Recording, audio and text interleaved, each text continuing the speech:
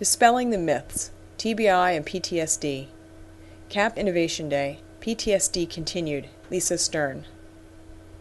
So example accommodations for post-traumatic stress, weekly task lists. I did an experiment on myself a couple weeks ago.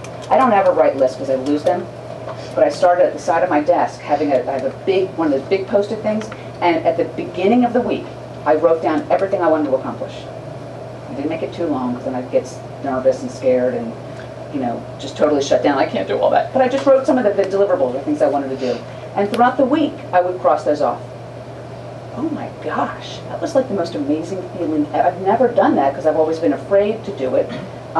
It was like the most amazing feeling ever. So daily and weekly task lists are things that lots of people use, but things that not everybody thinks to use. Reducing distractions in the work environment, depending on where you work. You know, a lot of this has to do with environment.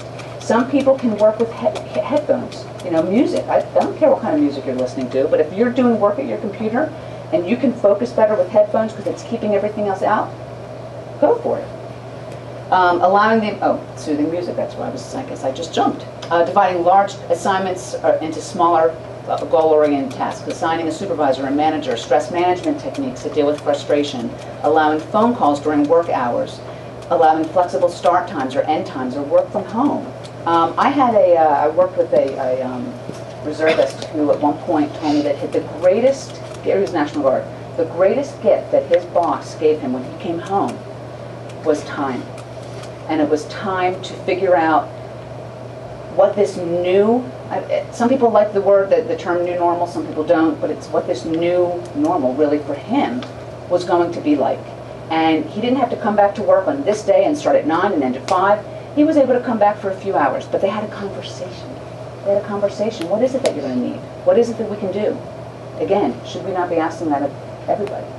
Think about anyone that goes off on leave for disability or on leave for anything. When you come back, you have a conversation. A lot of people are afraid to have that conversation because they don't understand military. They don't think they have military cultural competency, and many don't.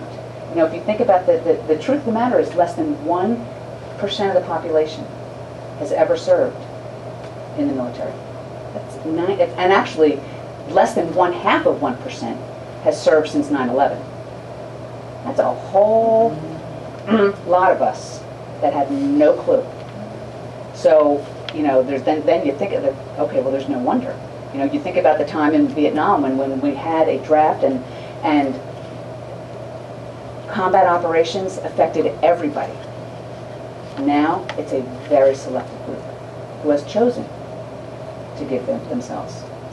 Some have made the ultimate sacrifice, but 99.5% of the population has no idea. All of these things, all of the typical and traditional accommodations for TBI, PTSD, and you'll see more that are a little more specialized. All of these is good management. The greatest accommodation for post-traumatic stress disorder and traumatic brain injury is good management practices.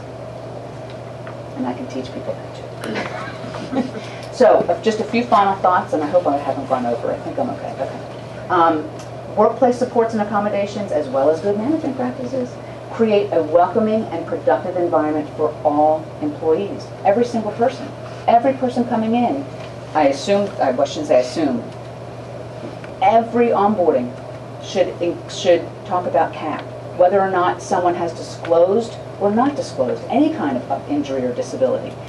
Information is key. Education is key. People, you don't know what you don't know. And many of these young men and women coming back and rejoining the civilian workforce haven't been in a civilian workforce. So they don't know what EAPs are. They don't know employee assistance. They don't know accommodations. They don't know if they have trouble who to go to. That should be part of any onboarding process for anybody. Biggest thing, you don't have to have all the answers. Trial and error is often the best thing that you can do as long as you're including that veteran as part of the process. You know, he or she will not have all the answers, I guarantee you. There's no one that acquires an injury that understands what that injury means until they've lived with that injury for a period of time. And the accommodations that they need and their needs will change over time. And lastly, and most importantly, people living with traumatic brain injury and post-traumatic stress disorder can and do have very successful careers, contribute greatly to our society as a whole, to local communities, to workplaces.